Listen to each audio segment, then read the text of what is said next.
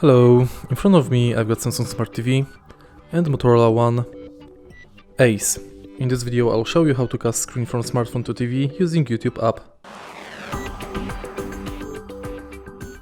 In the beginning, make sure that both devices are connected to same Wi-Fi, and then on your smartphone enter YouTube app.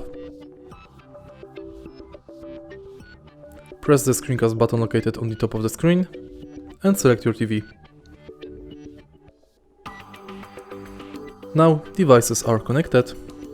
You can play any music you want on your smartphone and it will be displayed on the TV.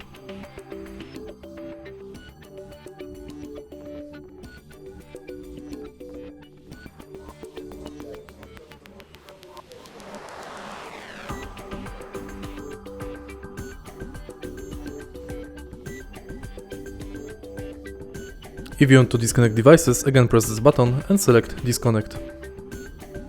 And that's it. If you find this video helpful, please leave a like, comment and subscribe.